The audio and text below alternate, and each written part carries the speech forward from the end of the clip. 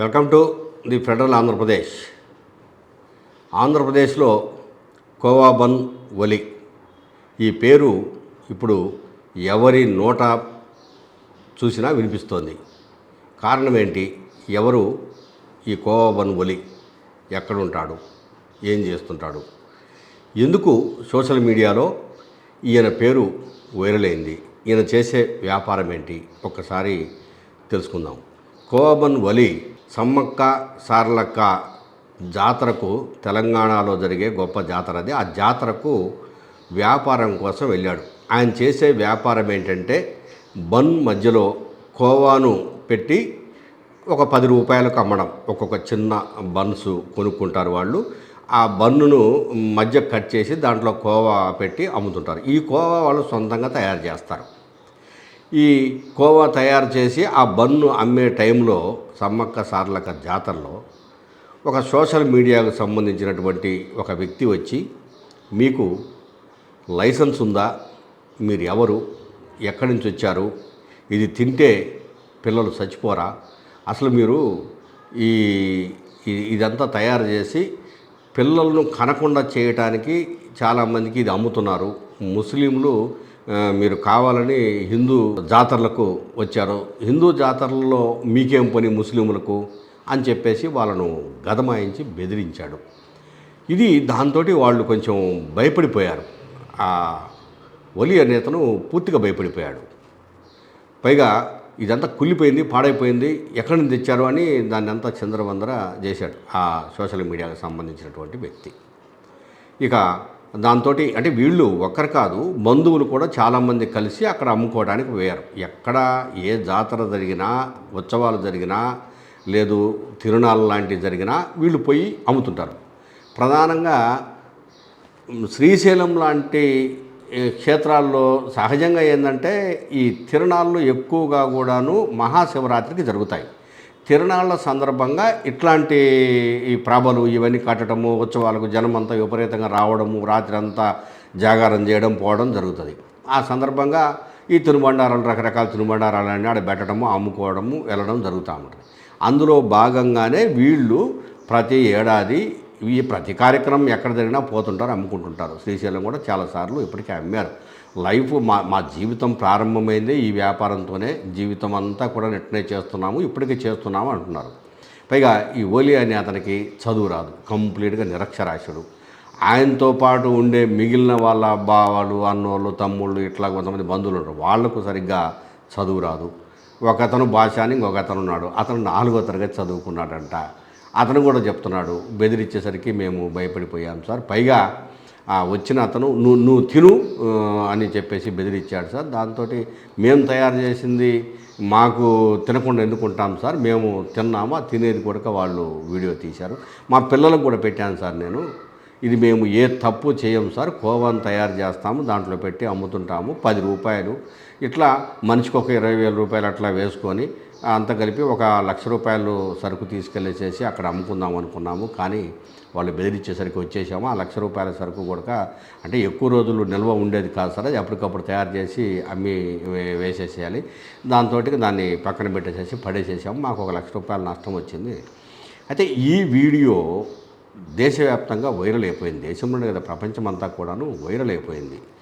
ఈ అతను అమాయకమైనటువంటి భయము, అమాయక చూపులు, భయము ఆ వీడియోలో స్పష్టంగా కనిపించాయి. ఏంటంటే ఒకవేళ కొడతారేమో అనే భయం కొంత ఉంది, పైగా మమ్మల్ని ఏమైనా పోలీసులు అరెస్ట్ చేస్తారేమో అన్న భయం కొంత కనిపించింది.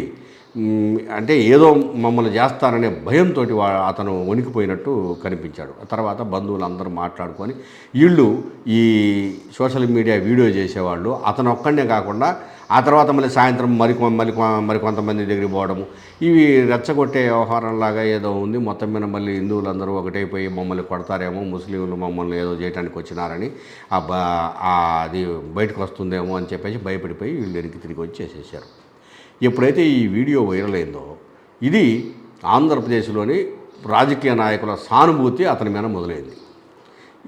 ఇక్కడ కావలసింది సానుభూతి కాదు, అతనికి సానుభూతి అవసరం లేదు. ఎందుకంటే అతను బతకగలడు.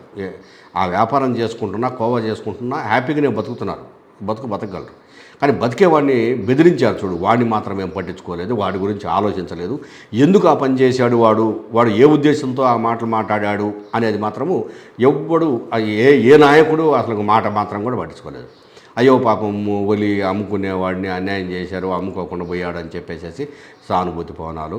అట్టా ముందు నాగబాబు గారు జనసేన పార్టీ ప్రధాన కార్యదర్శి ఎమ్మెల్సీ గారు అయినటువంటి నాగబాబు గారు అతన్ని పిలిపించుకొని మాట్లాడేసేసి సానుభూతిని తెలిపి పంపించాడు. నీకేదన్నా సాయం చేస్తాం మా వైపు నుంచి అని చెప్పాడు.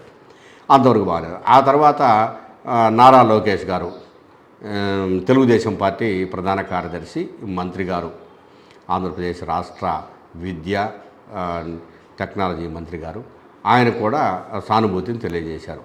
ఇంకిట్లా వైఎస్ఆర్సీపీ వాళ్ళ నుంచి సానుభూతి తెలియజేసే కార్యక్రమం హఫీజ్ ఖాన్, కర్నూలు మాజీ ఎమ్మెల్యే, ఆయన కూడా సానుభూతిని తెలియజేశాడు.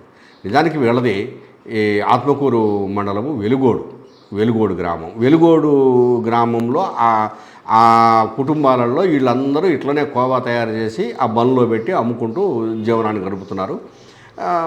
వాళ్ళ కుటుంబం వరకు జరుగుతుంది, ఇబ్బందులు లేకుండా పోతున్నాయి. కానీ దీనివల్ల ఈ శివరాత్రికి వాళ్ళు అమ్ముకోలేకపోయారు, కనీసం ₹1 కూడా సంపాదించుకోలేకపోయారు, నష్టపోయారు, భయంతోనే ఉన్నారు. ఇప్పుడు వీళ్ళు సానుభూతి కాకుండా ఇప్పటికైనా ఆ సమ్మక్క సారలక్క జాతరలో ఎవరైతే బెదిరించారో అతను ఎవడో, ఎందుకు బెదిరించాడో, నిజంగా ఆ కరుడుగట్టిన హిందూవాద కావాలని వీళ్ళ ముద్ర వేయడానికి ప్రయత్నం చేశాడా, దాని వెనక ఏముంది, ఎందుకు అనేది ముందు వాడిని వెతికి పట్టుకొని పోలీసులు కంట్రోల్లోకి తీసుకొని విచారిస్తే ఇంకొకరు అట్లాంటి వీడియోలు చేయకుండా, అట్లా బెదిరింపులకు పాల్పడకుండా, ఇబ్బందులు పెట్టకుండా సామరస్యంగా బతికే వాళ్ళను, సౌమ్యంగా ఉండే వాళ్ళను, ప్రశాంతంగా జీవించే విధంగా చర్యలు తీసుకునే విధంగా పోలీసు చర్యలు పనికొస్తాయనేది చాలామంది మేధావులు చెబుతున్న మాట. దీన్ని పోలీసులు దృష్టిలో పెట్టుకోవాలి, ఈ ప్రభుత్వ పెద్దలు కూడా దృష్టిలో పెట్టుకోవాలి.